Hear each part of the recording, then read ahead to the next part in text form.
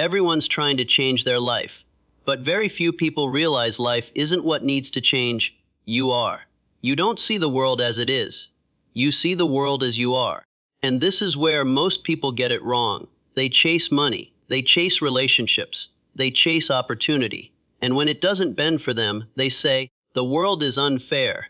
No, the world is obedient. It just isn't following your commands, because you haven't earned the right to give them yet. You're not in alignment. You're projecting chaos and wondering why you keep receiving it. Every belief you hold, every identity you wear, every label you've accepted, it becomes a lens, a filter, a script the world keeps reading back to you. You say, no one believes in me, and the world says, okay, we won't. You say, I'm not ready, and life says, we'll wait. You say, I'm not good enough, and the mirror of your results agrees. But say this, I'm becoming the kind of person who can't be denied. Say it with fire. Say it with conviction. Say it until your bones believe it. And suddenly, the resistance starts to crumble. This is not theory. It's not magic. It's cause and effect. Your identity, not your talent, is your success thermostat. Want proof? Look at the people who win consistently. They may not be the most skilled. They may not be the smartest.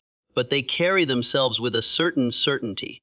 A gravitational pull, because they're no longer asking for permission to become who they already believe they are. That's what the world responds to. Not perfection, but alignment, internal congruence. A carpenter doesn't wait to build a house until the wood respects him. He walks in with blueprint in hand, and the materials obey. Why? Because his mind arrived before his hands did. That's what we're talking about here. The world bends not to the wishful, but to the decided. And you cannot, you must not, wait for the external world to approve of your internal shift, because it won't. Not at first. It'll test you. It'll laugh at you. It'll throw back all your old limitations just to see if you still agree with them. And if you do, if you break, it wins. But if you hold the line, if you refuse to collapse back into the version of you that used to survive, that's when it starts to bend. You see, the most powerful transformation isn't adding anything new. It's removing the lie, removing the programming that says, you're just average, you're too late, you're too flawed, you're too broken. And it's replacing that script, line by line, with something forged in clarity, conviction, and conscious thought. Napoleon Hill didn't tell people to get rich by accident. He told them to decide who they were, to write it down, to hold it in the mind as if it already existed. Because to the subconscious, the imagined and the real are one and the same. So if you've been walking around wondering why your reality keeps repeating, check the identity you've been rehearsing. Because whatever you practice emotionally, you attract physically. This is identity level creation, not surface level self-help. This is about sculpting your internal world with such precision, such intensity, such emotional loyalty, that your external world starts to submit. Not because you begged it to, but because you became someone it had no choice but to respond to. Your thoughts create an emotional signal. That signal becomes a frequency, and that frequency becomes a life. So if your life looks like a loop of struggle, of rejection, of resistance, stop blaming the screen. Start checking the projector. What have you programmed into the machine? Because when you upgrade the code, the film changes, the story changes, the results change, not slowly, not someday, but the moment your identity aligns with the reality you desire, the world starts catching up. So here's the truth, the hard truth: the world is not resisting you, it's reflecting you. And the second you stop negotiating with who you've been, the second you step fully into who you've decided to become, that's when the world moves, not before.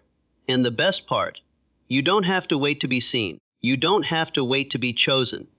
You can choose yourself today. Right now, not when you're ready, but because you've decided that you already are.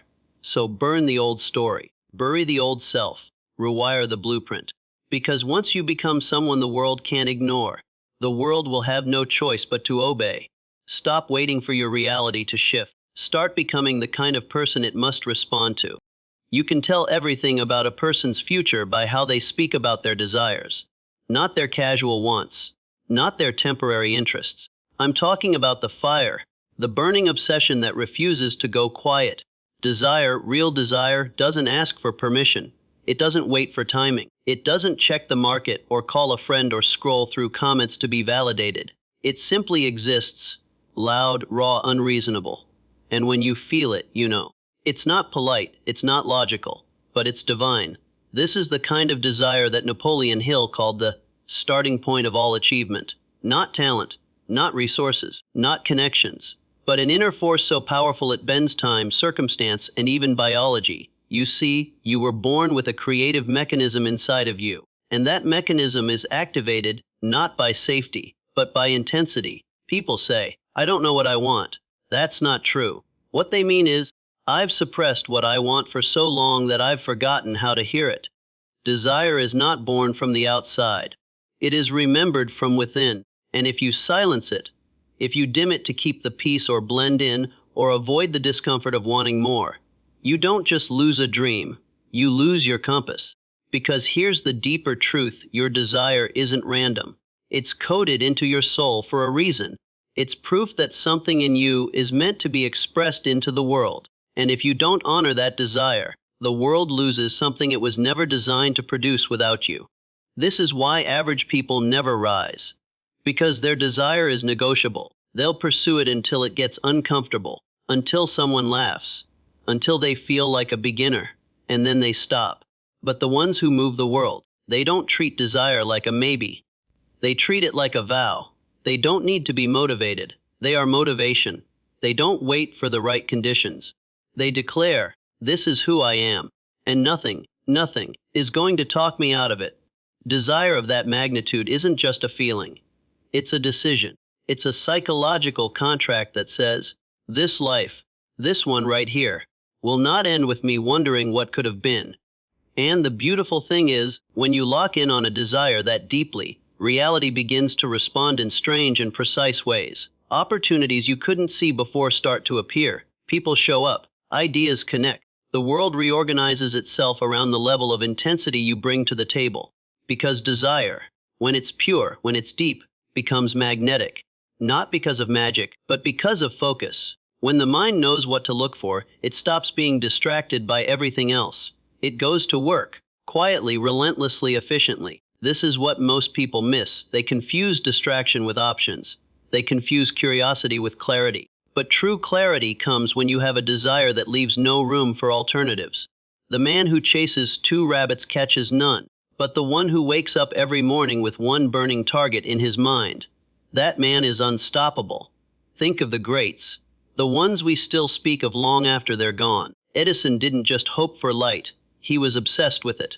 Wright brothers didn't casually test flight. They burned with a desire that mocked gravity. Carnegie, Ford, Disney, they all had one thing in common, an unshakable hunger that made them irrational to the world and legendary to history. So the question isn't, do you want it? The question is, do you want it enough to become someone entirely different in the process of getting it? Because desire is not about feeling excited. It's about being willing to end who you were to create who you must become. And no one will ever give you permission to want it at that level. They'll call you obsessed. They'll say you've changed. They'll say it's unrealistic. And you will have to smile and keep building anyway. Because their opinions were never part of your contract. Desire this strong doesn't ask for applause. It builds when no one is watching. It sacrifices when no one understands. And it stays lit when the world goes dark. So if you've ever felt that tug inside you, that whisper that says, there's more, that isn't fantasy. That's truth. That's destiny's signal that it's time to wake up. The world doesn't need more people chasing what's popular. It needs more people brave enough to pursue what's theirs. So stop dialing down the fire. Fan it, feed it. Let it consume who you used to be. Because the person who desires deeply and refuses to let go becomes the kind of force the world cannot ignore. The mind doesn't care what's true. It only cares what's repeated. That's the terrifying and liberating fact most people never fully understand. Your thoughts are not random. They're rehearsed. And the more they're rehearsed, the more they become truth to you, whether they serve you or not. This is the power and the danger of auto-suggestion. It's not some mystical technique from the past. It's not a mantra whispered in a candlelit room. It's the fundamental mechanism by which every human programs their reality, whether consciously or unconsciously. The man who says, "I always mess this up," is practicing auto-suggestion. So is the woman who wakes up and declares, "I've got this no matter what." One is feeding failure, the other is feeding fire. And over time, those repetitions, those sentences said quietly to yourself dozens of times a day, become commands. The mind, like a soldier, doesn't question the general. It simply obeys. If you speak defeat long enough, you'll begin to expect it. And what you expect, you tend to manifest. Because you act in accordance with the script you believe you're supposed to follow. This is why most people can never outrun their own limitations. It's not because life keeps them down, it's because their self-talk does. You cannot say, "I'm not worthy, I'm not good enough, I'm not like those people," and then expect to act like someone who wins. The subconscious mind is the soil, words are the seed, emotion is the water, and what you plant consistently grows. That's why Napoleon Hill told the world to write down their goals, speak them aloud, repeat them daily. Because repetition isn't just memory. Repetition is identity construction. Most people think affirmations are a feel-good exercise. They're not. They're a psychological weapon, if used correctly. But here's where people go wrong. They repeat hollow words without emotion. They speak affirmations but feel doubt. And the subconscious, sharp as a blade, listens not to what you say, but to how much you believe it. So you can't just say, "I'm successful." You have to feel it. You have to imagine what it's like. You have to train your nervous system to live in that reality before the reality exists. That's not delusion. That's design. You don't become confident after the victory. You rehearse confidence until it produces the victory. And this isn't just philosophy, it's physiology. Neurologically, the brain doesn't distinguish well between vivid imagination and lived experience. If you replay fear and failure all day, your body lives it as if it's real. If you rehearse strength, clarity, and achievement with emotional conviction, your system starts wiring itself for success. The most successful people in the world aren't lucky. They're mentally rehearsed. Before the lights hit them, before the world notices them, they've already lived it 1,000 times. In the quiet theater of their mind, they don't just hope things will work out. They've already seen it. They've already felt it. They've spoken the results so many times that their mind starts bending reality to match the movie it keeps playing on loop. And when you live that way, the world bends back. Because here's what most people forget. The subconscious does not discriminate. It does not judge. It accepts whatever is planted with emotion and repetition. So the question isn't, does it work? The question is, what are you feeding it? Are you feeding it power or poison? Are you reminding it of who you can be or rehearsing who you've always been? Every sentence you speak internally is a brick. And brick by brick, you are either building a prison or a palace. This is why thinking like a champion starts with speaking like one, internally, constantly, obsessively. Because once you control the conversation in your mind, you control the emotions in your body. And once you control the emotions in your body, you control the actions in your life. And once you control your actions, you bend the world. So speak as if it's already done. Speak as if you've already become. Speak until the voice of doubt has nothing left to say. Because it's been drowned by repetition, by belief, by sheer force of mental certainty. And when your mind becomes obedient to your vision, reality has no choice but to catch up. Say it. Repeat it, feel it, become it. Because the world cannot argue with a mind that's already decided. Most people lose long before they ever begin, and it's not because they lack talent. It's because they never has decided. They linger in mental limbo. They circle around their dreams like satellites, close but never committing. They collect opinions. They wait for signs. They keep one foot in possibility and the other in doubt, and call it being careful. But here's what the great ones know: indecision is the silent killer of destiny. And the longer you delay choosing, the more life starts choosing for you. Every moment you hesitate, every time you say, "I'm thinking about it," when your soul already knows the answer, you surrender authority over your own future. Not because someone takes it from you, but because you hand it away through inaction. Clarity is power, and decision is its engine. Napoleon Hill didn't say, "Those who consider succeed." He said, "Those who decide." but swift, firm, and aligned decisions. Decisions made with full ownership. No backup plans. No, maybe I'll try. No half-hearted step. When you look at the people who command success, who attract opportunity, momentum, and movement, you'll notice something strange. They move as fast. They don't get paralyzed by what ifs. They understand that the world bends not to hesitation, but to direction. A mind in doubt broadcasts weakness. It leaks energy, and the world picks up on it. But a mind in full decision, it sharpens, it simplifies, it ignites. Because once a true decision is made, the rest of the mind follows. Energy aligns. Focus tightens. Resources begin to organize around that choice. You've seen it before, maybe in your own life. That one time you finally decided to stop tolerating something. A toxic relationship, a dead-end job, a version of yourself that didn't match the vision in your head. And when you truly decided, not just thought about it, but declared it's, what happened? Doors opened, the path cleared, not because the world changed, but because you did. That's the magic of decision. It cuts away alternatives. It removes escape routes. It signals to the subconscious, this is the direction. Burn the boats. We're not turning back. People think it's their fear that's holding them hostage. But it's not. It's the refusal to decide in spite of the fear. Fear isn't the problem. Fear is natural. But indecision weaponizes that fear. It amplifies it. It drags it out until it mutates into self-doubt, anxiety, and paralysis. You want to reclaim your life. Then reclaim your power to choose. Choose your standards. Choose your identity. Choose your direction, even when you're unsure of the next step. Because here's the paradox, you don't get clarity by thinking about it. You get clarity by moving. Action reveals what contemplation never will, and yet most people won't move. They keep waiting for the perfect conditions, for more research, for someone else to tell them it's the right time. But the right time never shows up for the undecided. It only shows up for those who step forward and demand it.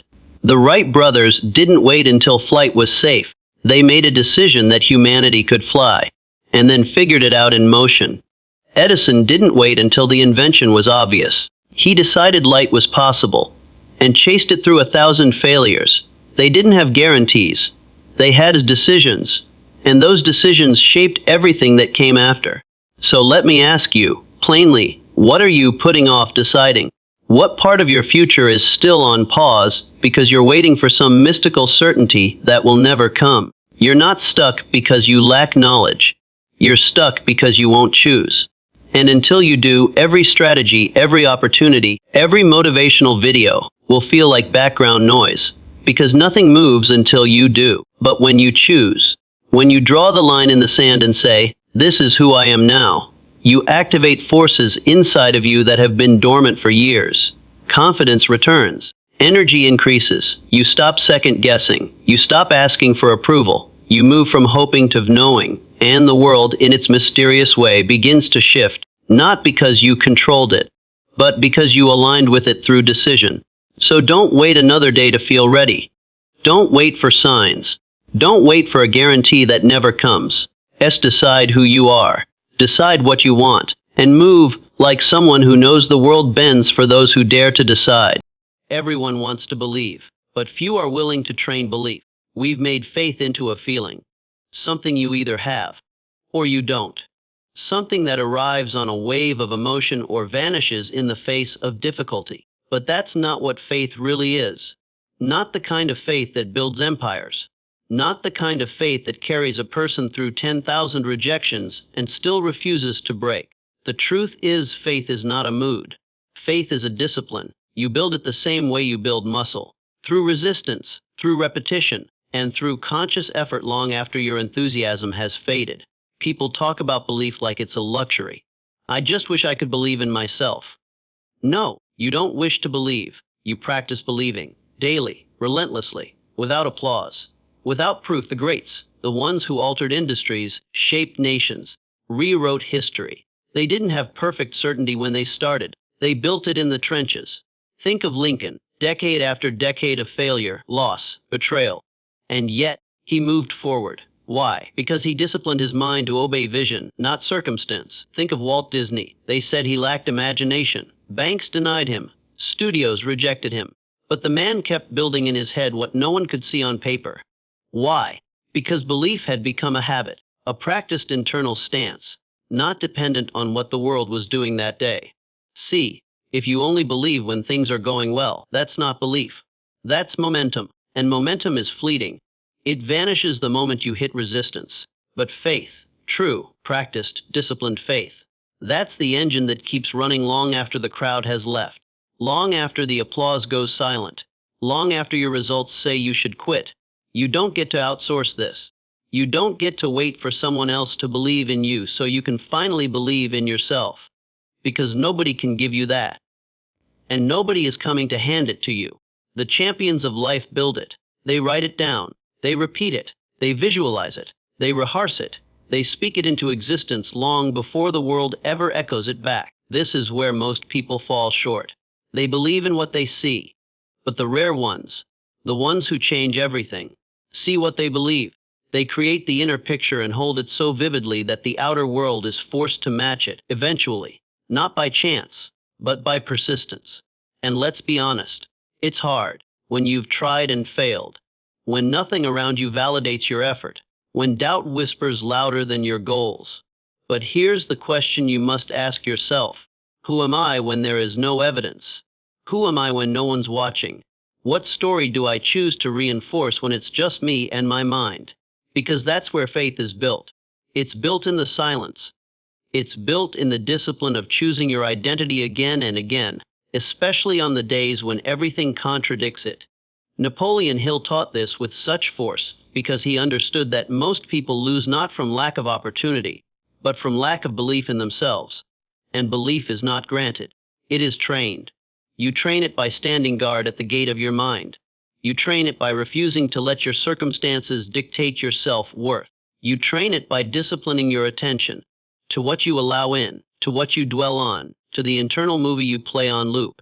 This is the hard work of champions, not just working hard on the outside, but doing the inner lifting that most will never do, because it's easier to scroll. It's easier to complain. It's easier to borrow someone else's certainty than to build your own.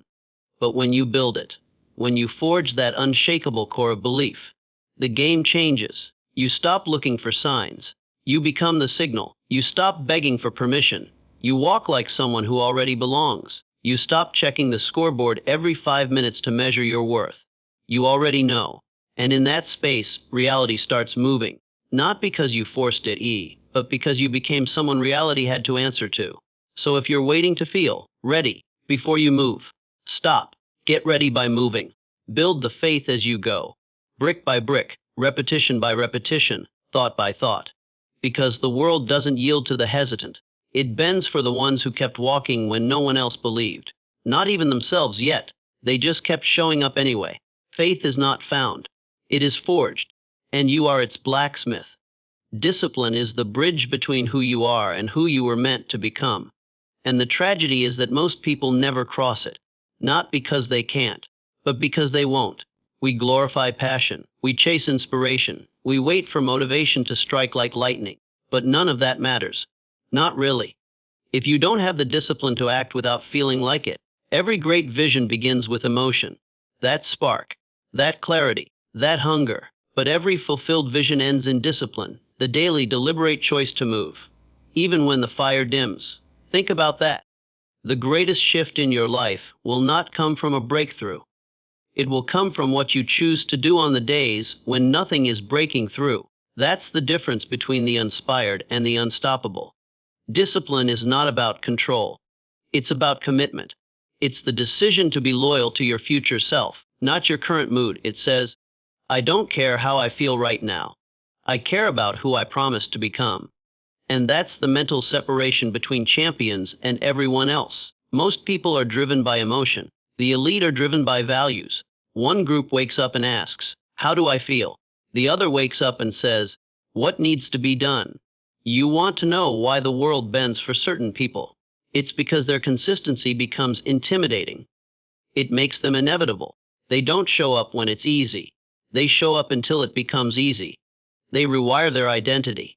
Not through a single act of courage, but through thousands of invisible, Unsexy, uncelebrated decisions that nobody ever claps for. They don't need applause. They need results. And the irony, discipline, when repeated long enough, becomes freedom.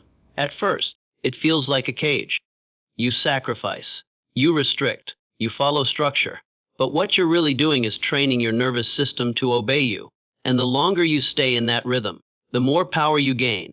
While others are driven by distraction, you become directed. While others look for shortcuts, you build stamina.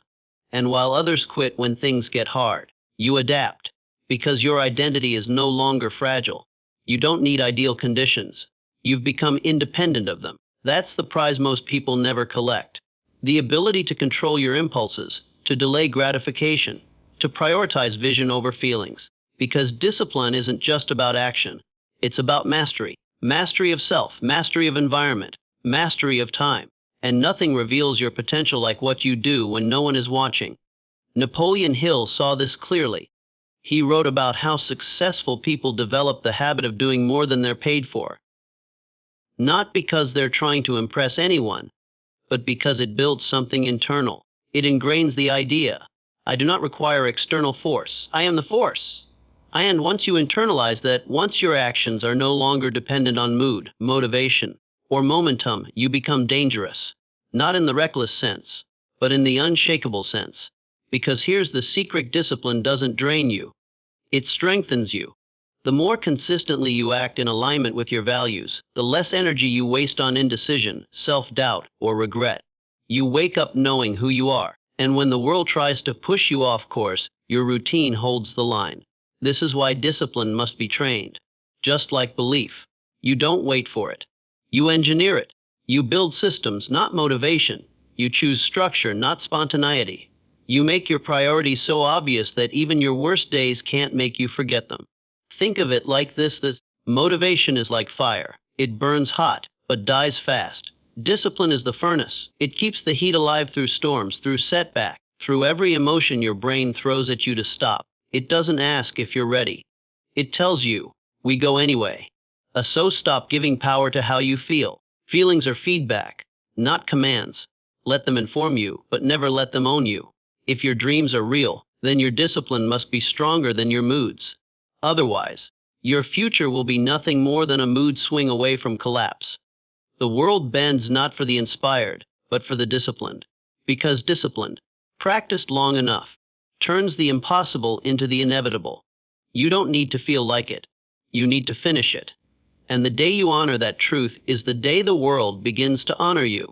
Everyone talks about gratitude, but very few understand its power, or its demand. We've packaged it in soft language. We've dressed it in pastel quotes and coffee mug slogans. But gratitude, real gratitude, is not soft. It is one of the most powerful psychological weapons you will ever wield. Not because it makes you polite, but because it makes you powerful. You see, the mind cannot hold two opposing states at once. You cannot be truly grateful and simultaneously be a victim. You cannot flood your thoughts with what's possible and stay shackled to what's missing. Gratitude is a mindset upgrade, a reprogramming tool, a daily mental realignment with the truth that no matter what's missing, you still have something to build from. Most people don't fail because they lack opportunity. They fail because they disqualify themselves before they even start, blinded by what they don't have. Not enough time, not enough money, not enough connections, not enough support. But champions begin with what they've got, however small, and honor it. They don't curse the clay, they shape it. They don't resent their foundation, they build on it. That's gratitude in action. Not just a feeling, but a force. Because when you see clearly what you have, your mind shifts. You stop fixating on what the world owes you, and you start asking, what can I create with this? That's where transformation begins. You want to know how empires start, not in abundance, but in appreciation. Think of Andrew Carnegie, raised in poverty, working in a cotton mill at the age of 13. He had no reason to be grateful, but he was, for every book, for every job, for every moment that taught him something. And because he was grateful, he was teachable. And because he was teachable, he became powerful. This is what most people miss. Gratitude is not about denying hardship. It's about defying it. It's not about pretending everything is okay. It's about saying, even if it's not okay, I can still make something out of it. Gratitude is the engine of resilience. And without it, your vision will starve. Because if you can't be grateful in the middle, you'll sabotage the victory when it finally comes. You'll doubt it, undermine it, minimize it. Why? Because you've trained your mind to search for lack instead of power. But when you practice gratitude like a discipline, when you train your eyes to find strength in struggle, lessons in failure, and beauty in pressure, then the world can't break you. Because your spirit has already decided it's unbreakable. You don't get stronger by resisting gratitude. You get stronger by choosing it, again and again, until your brain is rewired for abundance, even in adversity. Napoleon Hill spoke of this when he wrote that every adversity carries with it the seed of an equal or greater benefit. But only the grateful ever see that seed, acting and seeing on it. That's what separates the wishful from the powerful. Because while others are busy waiting for better conditions, the grateful are building something with broken bricks. While others are watching the door that never opened, the grateful are already halfway through the window. This is how the world bends, not to demand, but to dignity. To those who say, "Thank you for the small. Now watch what I do with it." So ask yourself, what are you resenting today that you could be refining? What have you labeled as not enough, when it might be more than enough to get started? Because this moment, right now, contains raw material, the exact ingredients you need for the next level, but you'll never access them from a mindset of lack. Gratitude is not a pause in progress, it's the starting gun. It clarifies what matters, it amplifies resourcefulness, and it grounds you so deeply in purpose that no setback can shake your direction. Because when you wake up and say, "I have breath, I have mind, I have choice, I have today," you're no longer a beggar in life. You are a builder. You stop waiting to be rescued and start leading yourself. That's the power of gratitude. Not to soothe you, but to strengthen you. So train your eyes to see power. Train your voice to speak thanks. Because the world will not give you more until you prove you can honor what you've already got. Adaptability isn't just a survival trait, it's a power principle, a success multiplier. The most accomplished minds in history didn't just have vision. They had the flexibility to pivot when reality didn't cooperate. Too many people hold a rigid idea of what success should look like. They write a plan, and if it doesn't work, they panic. They assume failure means they were wrong. But here's the truth. Your initial plan will almost never be the final path. The road to greatness is never linear. It zigs and zags. It tests your willingness to evolve. The world doesn't reward the most rigid. It rewards the most responsive. You can have all the clarity, belief, and discipline in the world, but if you cannot adjust, if your ego is too tied to your original vision, you'll break instead of bend. And in this life, you will be bent. Circumstances will shift, markets will change, people will leave, resources will disappear, and you will be forced, again and again, to re-meet yourself at the edge of your comfort and ask, now what? It isn't a flaw in the system, it is the system. Napoleon Hill said, every defeat, every heartbreak, every loss carries with it the seed of an equal or greater benefit. But you don't that seed unless you're willing to look again, to adapt, to question, to evolve. What most people call failure is just a signal this version of the path is complete. Upgrade required. But instead of upgrading, most people retreat. They go backward. They shrink back into what used to feel safe. And then they call it realistic. But the champions, the few who actually shape their reality, they stay in motion. They don't collapse. They adjust. When the world shifts, they shift with it. Not because they're inconsistent, but because they are anchored in something deeper than any single tactic. They're anchored in purpose. When you're grounded in your why, you stop worshiping the how. You become loyal to the destination, not the method. And that gives you an extraordinary kind of freedom, the freedom to reinvent, the freedom to detach, the freedom to grow. Look at any great innovator. Thomas Edison didn't invent the light bulb in one try. He failed thousands of times. But he didn't interpret failure as a stop sign. He interpreted it as data. He adjusted, again and again, because he wasn't obsessed with being right. He was obsessed with finding what works. Adaptability means loving the outcome more than your own pride. It means not confusing your identity with your strategy. You can change your method without changing your mission. In fact, you must. Because life is dynamic and static plans die quickly. This is especially hard for high achievers. We fall in love with our blueprints. We write the business plan, the morning routine, the 5-year timeline, and then we cling to it like gospel.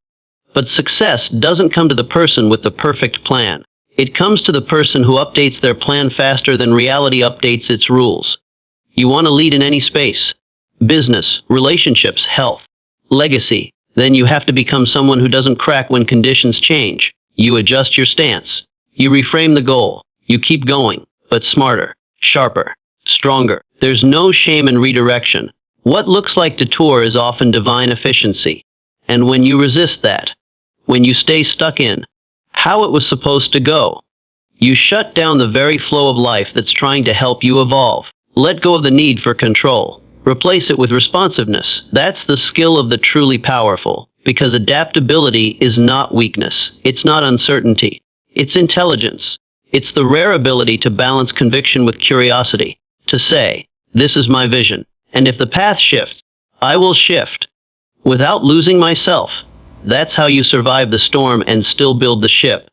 Because if you're not growing, you're decaying. And if you're not adjusting, you're falling behind. The world moves fast, so must you, but not in a frantic, reactive way, in a strategic, anchored, resilient way, with the humility to admit when something no longer works, and the wisdom to ask, what will? That's how the world bends. Not to the rigid, but to the ready. So stop fighting what's shifting. Start becoming the kind of mind that grows stronger with change. Because the moment you evolve faster than your obstacles, you become unstoppable.